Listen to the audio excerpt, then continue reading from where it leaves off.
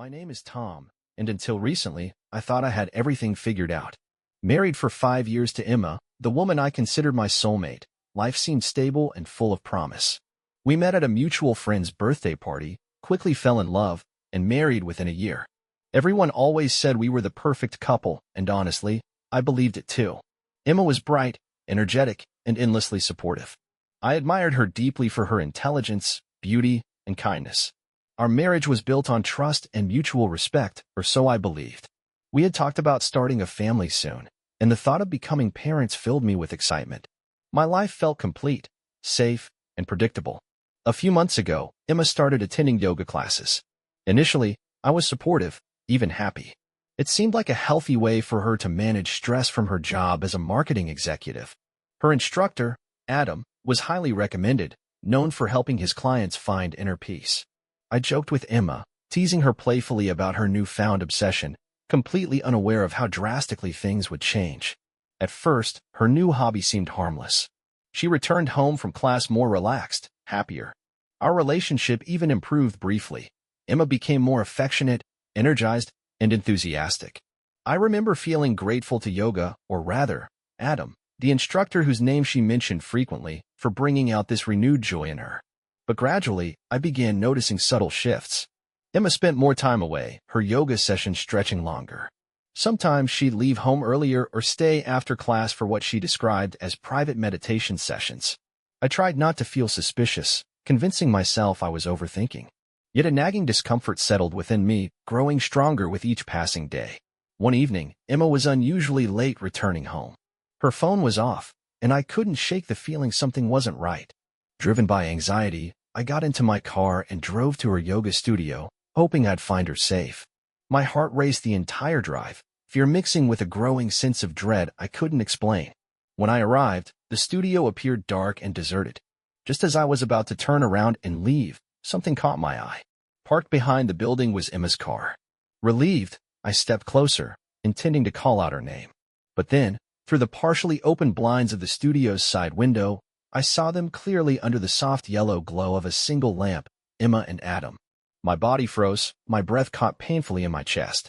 I watched in stunned disbelief as Adam stepped closer to Emma, gently brushing a strand of hair from her face. She smiled up at him with a tenderness I'd believed she reserved only for me. Then he leaned forward, and she met him halfway, their lips meeting softly at first, then passionately, unmistakably intimate, undeniably real.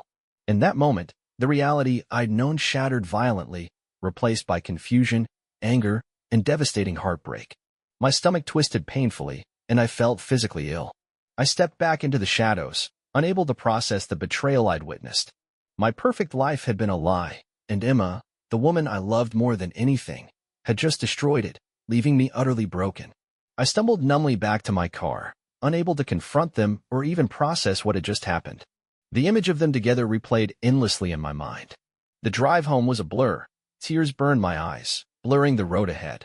All I could think was, how did I not see this coming? And more painfully, how could Emma do this to me, to us? That night, lying awake in our bed, my mind replayed that terrible moment over and over again. Emma returned home late, slipping quietly into bed beside me as if nothing had happened. She murmured an apology for being late, mentioning something about traffic. I lay silently in the darkness, choking back tears and rage, trying desperately to grasp the reality of my shattered world. My marriage, my trust, everything I'd held dear, gone in a single moment of painful clarity. My heart now faced a terrible decision: confront her immediately or wait, gathering strength for the emotional storm that was inevitably approaching. I chose to wait, but deep inside, I knew this was only the beginning. In the days following that horrible discovery, I lived in a numbing haze, torn between pain, denial, and quiet anger. Emma moved through the house as though everything was normal, smiling at me each morning and kissing me goodbye before work. Each small gesture of affection felt like salt on an open wound, reminding me vividly of her betrayal. I spent countless hours replaying that night in my mind, analyzing every interaction between Emma and me over the past months. Had I missed signs earlier? Had I ignored subtle clues she no longer felt fulfilled in our marriage? The questions tormented me, providing no answers, only deepening the ache. Despite knowing the truth, I couldn't bring myself to confront her. Perhaps it was fear of the end of our marriage, of a painful separation, of losing the life we'd built together. Maybe it was desperation, a faint hope that somehow, impossibly, I'd misunderstood what I'd seen. I felt paralyzed by uncertainty, caught between wanting answers and dreading them. I became withdrawn, speaking less at home, sleeping restlessly each night. Emma noticed the change, often asking gently if everything was all right. Her concern felt genuine, and yet, how could it be? Was it possible for her to care so deeply while betraying me with her yoga instructor? One evening at dinner, Emma reached across the table and touched my hand softly, pulling me out of my spiraling thoughts. "Tom, you've seemed distant lately," she began carefully, her eyes filled with what appeared to be honest worry. "Is something bothering you at work? Or maybe it's something else?" My heart raced, feeling like it would burst through my chest. This was my chance to speak, to confront her, to demand honesty. I opened my mouth, but the words stuck painfully in my throat. I shook my head, forcing a smile I didn't feel. "Just tired, Emma," I lied, forcing the words out with great effort. "Work has been stressful lately." She squeezed my hand gently, offering a supportive smile. "You know you can talk to me, right?" I nodded silently, fighting the urge to scream that it was her I couldn't trust anymore. The hardest part was maintaining this charade of normalcy. Each time Emma went a yoga class, anxiety twisted my stomach into knots. Images of her and Adam filled my mind, poisoning my thoughts. Jealousy, suspicion, and heartache became my constant companions, overshadowing everything else. I began quietly researching Adam online, driven by a mixture of anger and morbid curiosity. His social media portrayed a calm, spiritual man, devoted to meditation, mindfulness, and holistic wellness. He was popular among his students, mostly women, and openly friendly. But beneath his polished image, I wondered bitterly, how many other relationships had he broken apart? One night, unable to sleep, I found myself scrolling through photos on Adam's social media pages. My breath caught painfully when I noticed Emma in several pictures. They smiled together after yoga sessions, posing close, arms casually touching. Each innocent-looking photo now carried unbearable weight, confirming what I already knew but desperately wished I didn't. My anger and hurt began to shift, turning inward. Why wasn't I enough? Had Emma stopped loving me, or had our marriage become so routine and dull she'd sought excitement elsewhere? Self-doubt crept into every waking moment, chipping away at the confidence I'd once felt in myself and our relationship. I contemplated confronting Adam directly, imagining myself bursting into his tranquil studio and unleashing all my pin-up rage and frustration. But each time I envisioned it, the humiliation felt worse.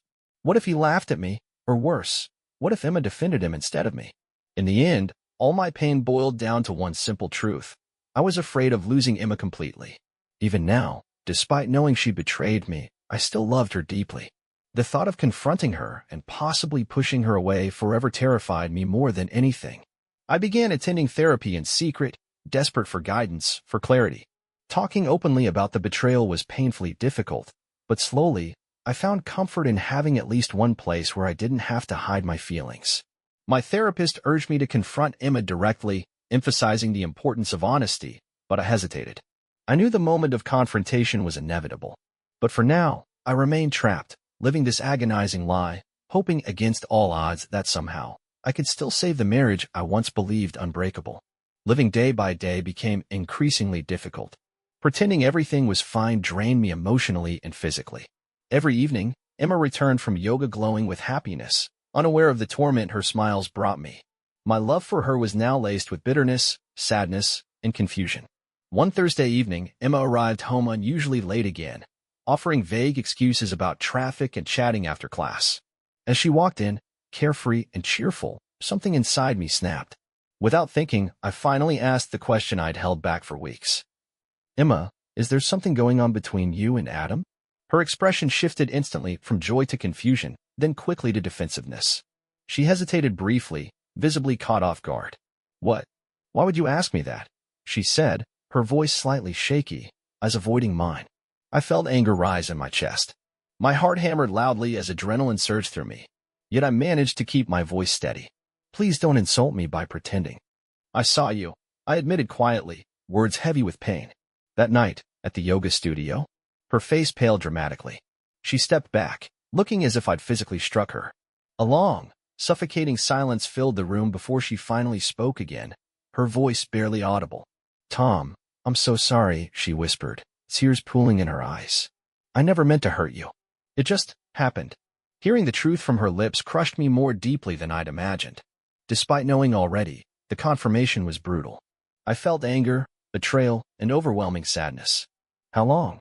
I asked, my voice cracking under emotion. How long has this been going on? She hesitated again, tears spilling down her cheeks. Almost 2 months. 2 months. Those words echoed through me painfully. 2 months of lies, of hidden glances, of stolen kisses. My stomach churned with disgust. Do you love him? I asked bitterly, afraid of her response. She shook her head quickly. No, Tom, it's not like that. It was just. I don't know. I felt lost. Adam listened to me, understood me. Her words twisted like a knife. She felt understood by another man, someone who wasn't me. Why didn't you talk to me? My voice shook, barely above a whisper. We could have fixed things. She looked away, shame clear in her eyes. I don't know. I was selfish and stupid. I thought you wouldn't understand. I was wrong. My anger softened slightly, replaced by sheer exhaustion. I trusted you, Emma. You were everything to me.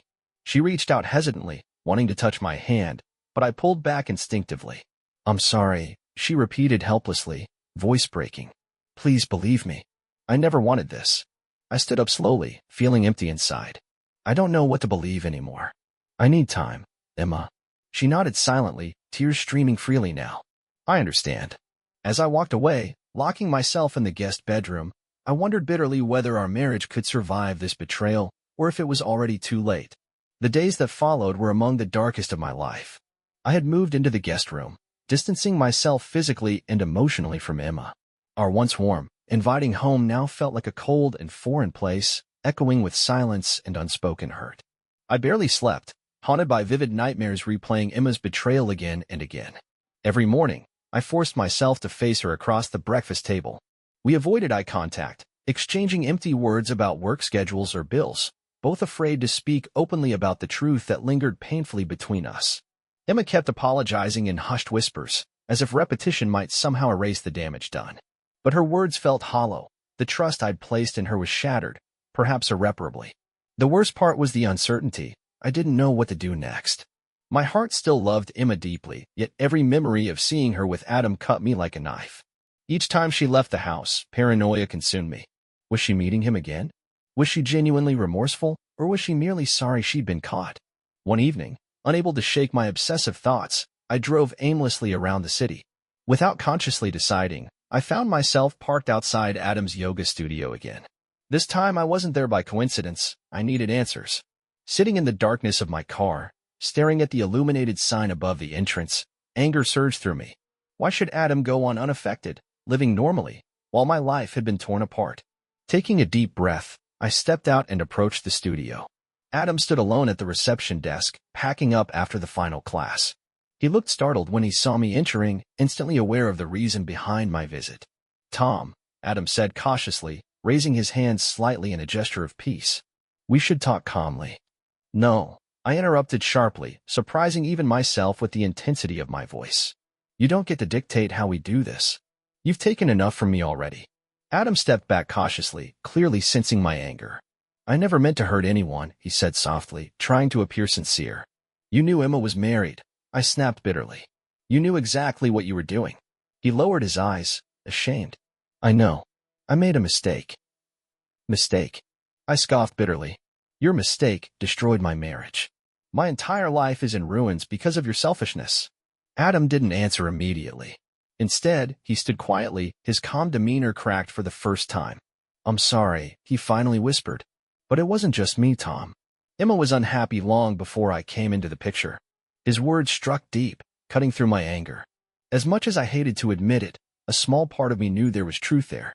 Our marriage had faced struggles, issues we had silently ignored for too long. Adam was only the symptom, not the cause of our problems. But acknowledging that felt like admitting defeat, and I wasn't ready. You had no right, I said bitterly, my voice trembling now from a mixture of rage and pain. You should have stayed away. I know, Adam agreed quietly. I promise it's over. Emma and I haven't spoken since you confronted her. I stared at him, suddenly drained of the anger that brought me here. I turned without another word, heading back to my car, feeling emptier than before. The confrontation had brought me no relief, only deeper sadness. Emma had betrayed me, But blaming Adam alone was easier than admitting the deeper truth, that our marriage had weakened silently over time, making space for this betrayal. Returning home that night, I lay in bed, unable to sleep again, haunted by Adam's words. Emma and I had drifted apart, silently, invisibly. Perhaps the fault wasn't only hers. Perhaps I'd failed her too. The question was no longer whether Emma had betrayed me, but whether we had both betrayed each other long before that terrible night at the yoga studio. Days turned into weeks, and my heart still struggled to find clarity amid chaos. Emma and I continued to live under the same roof, yet miles apart emotionally. We existed like polite strangers, sharing brief interactions about mundane things: bills, groceries, schedules. The silence between us was deafening, filled with painful truths neither of us could face. Every attempt Emma made to apologize or reconcile, I rejected bitterly. Her tears, which once would have broken my heart, now felt meaningless. I was drowning in resentment, unable to accept her betrayal, yet equally incapable of letting go completely. One evening, I returned home to find Emma sitting quietly at the dining table, her face pale and drawn. She looked exhausted, eyes swollen from crying. Part of me still wanted to comfort her, but another part was furious, wondering how she dared feel hurt after what she'd done. "Tom," she started quietly, her voice hesitant. "Please, we need to talk." I considered walking away, retreating into the safety of the guest room, but the raw emotion in her eyes stopped me. With a sigh, I sat opposite her, bracing myself. "What more is there to say?" I asked coldly, though my heart raced anxiously. Emma swallowed hard, her eyes brimming with tears. "I know I've destroyed your trust, and I don't expect forgiveness easily. But I owe you honesty. Adam and I, it wasn't love. It was loneliness. It was me feeling invisible, like I'd lost myself completely." Her voice cracked, tears sliding down her cheeks. I fought the instinctive urge to comfort her, reminding myself of my own pain. "I never meant to hurt you, Tom. I thought yoga would help me find myself again. But instead, I let things go too far. It's my fault entirely. But please know, I never stopped loving you." Her words cut deep. My chest tightened painfully, anger rising again. "You felt invisible? Emma, you never even tried to talk to me. You chose him instead." "I tried," she said softly, desperation filling her eyes. "But every conversation we had turned into nothing. You were so busy with work. You barely noticed me. Adam, he listened, he cared. I made the biggest mistake of my life because I was weak and lonely, not because I loved him." Her honesty both soothed and hurt me deeply. I recognized the truth in her words. I had become complacent, assuming our marriage would simply thrive without effort. Perhaps we'd both failed each other. Still, her betrayal couldn't simply be erased. "I understand I wasn't perfect," I admitted bitterly. "But nothing justifies what you did." "I know," she whispered painfully. "And if you decide this marriage can't be saved, I'll accept that. But please, at least consider giving us another chance." I shook my head slowly, unable to commit to anything. "I don't know if I can trust you again, Emma." Her face fell further, heartbreak evident. "I understand," she said softly. "But I'll wait. I'll wait however long it takes." I left the kitchen without another word, retreating to the guest room, closing the door behind me. Alone, I allowed tears to finally escape, releasing weeks of suppressed grief. Emma's words echoed in my mind relentlessly. She wasn't entirely wrong. I had neglected our marriage. But did that justify betrayal? As I lay awake that night, conflicted and confused, I realized the decision about our future wouldn't come easily. There was no quick fix, no simple solution. Trust had been broken, and repairing it seemed nearly impossible. Yet, despite everything, one painful truth stood clear. I still loved Emma deeply. The question was whether love alone could heal the scars of betrayal. Could I ever truly forgive her? Or would our marriage forever carry the burden of her infidelity? That painful uncertainty followed me into a restless sleep, knowing tomorrow would bring no easy answers, only more heartache and difficult choices. The next few days passed in a blur of avoidance. Emma and I continued living under the same roof, but our conversations were brief, forced, and meaningless. Every moment spent in the same room felt suffocating. I saw the pain in her eyes, the regret etched into every expression, but I couldn't bring myself to let my guard down. One evening, I returned home later than usual, hoping to avoid another awkward dinner. To my surprise, the house was unusually quiet. I found Emma sitting on the couch, staring at nothing in particular, a half-empty glass of wine in her hand. She looked up when she saw me, her eyes red and tired. "We can't keep doing this, Tom," she said softly. I sighed, running a hand through my hair. "I know." She set her glass down, her fingers trembling slightly. "Do you still love me?" The question caught me off guard. My first instinct was to say yes, but the truth was far more complicated. I still felt something for her, but love? Love was supposed to be built on trust, and ours was in ruins. "I don't know," I admitted honestly, my voice strained. Emma's breath hitched, and she nodded slowly, as if she'd been expecting that answer. "Then maybe we need space," she whispered. I felt my chest tighten. "You want to separate?" "I don't want to," she said quickly. "But I don't want to keep hurting you like this. If there's any chance of us fixing things, maybe we need time apart." The words felt like a punch to the gut. The thought of separating terrified me, but at the same time, I knew she was right. Living in this house together, pretending we could just exist side by side after everything, wasn't working. "I don't know how to do this," I admitted, my voice barely above a whisper. Emma reached out tentatively, her fingers brushing against mine before pulling away. "Neither do I. But I know I can't keep watching you look at me like I'm a stranger." Silence stretched between us, heavy and painful. For the first time, it truly hit me, our marriage might not survive this. That night, I lay awake, staring at the ceiling, feeling the weight of every moment that had led us here. I had spent weeks drowning in my own anger, in my pain, in my unwillingness to even consider the idea of forgiveness. But now, as the reality of separation loomed, I wondered if I'd already lost Emma the moment I saw her in Adam's arms. And the most painful part? I wasn't sure if I wanted to fight for us anymore. The morning after our painful conversation, Emma and I silently packed our bags. We had agreed to take some time apart, no specific rules, no timeline, just space to breathe. Neither of us knew if this was a temporary break or the beginning of the end, but for the first time in weeks, we were making a decision instead of lingering in silent suffering. Emma would stay at a friend's house, giving me time alone in the home we once built together. As she zipped up her suitcase, I stood in the doorway, watching her, feeling the weight of 5 years of marriage pressing down on me. When she finally turned to face me, her eyes were full of unshed tears. "I don't want to leave," she whispered, voice trembling. I swallowed hard. "Then why are you?" She sighed, running a shaky hand through her hair. "Because I don't know how else to fix this." Neither of us spoke for a moment. The house felt eerily quiet, as if holding its breath, waiting for one of us to change our minds. But I knew deep down, we had already passed that point. Emma slowly walked toward me, hesitating before reaching out. For a split second, I almost let her touch me, almost let myself fall into the familiarity of her embrace. But at the last moment, I stepped back. She flinched, but nodded in understanding. "I love you, Tom," she whispered. I didn't know how to respond. Did I still love her? Did love even matter anymore after what she'd done? Instead of answering, I turned away. "Take care, Emma." And just like that, she was gone. The first few days alone felt strange. The house was too quiet, the emptiness suffocating.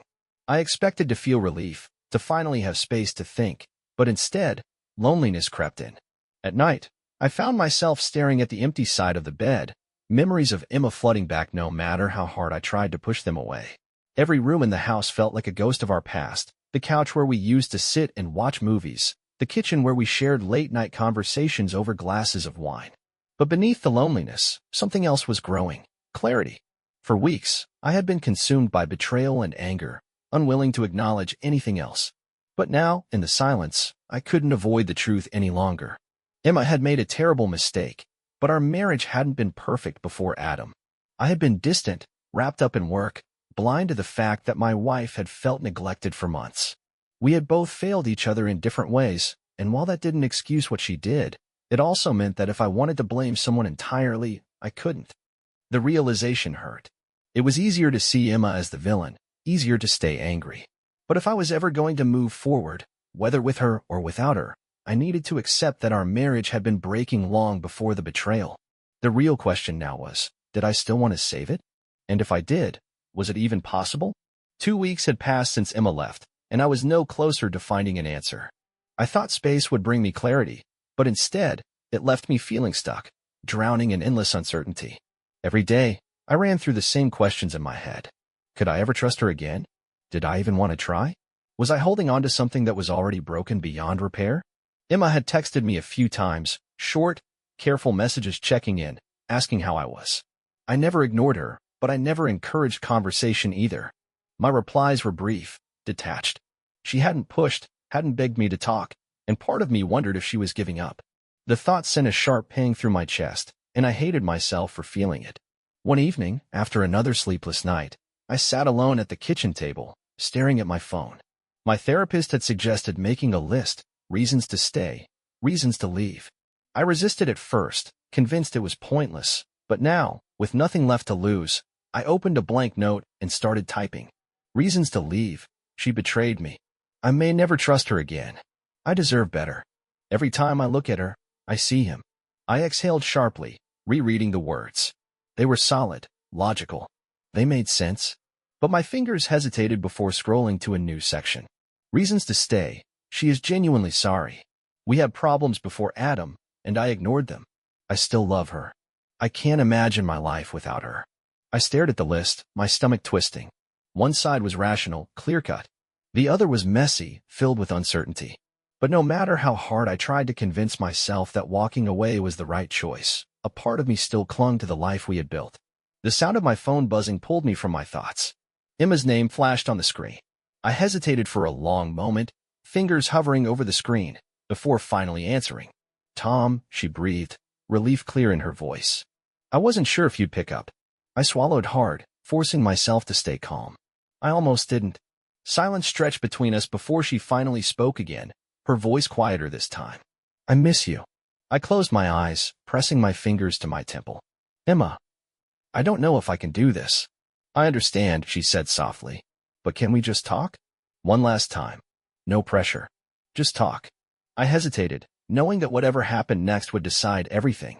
Then, before I could change my mind, I whispered, okay. And just like that, the moment I had been avoiding for weeks had finally arrived.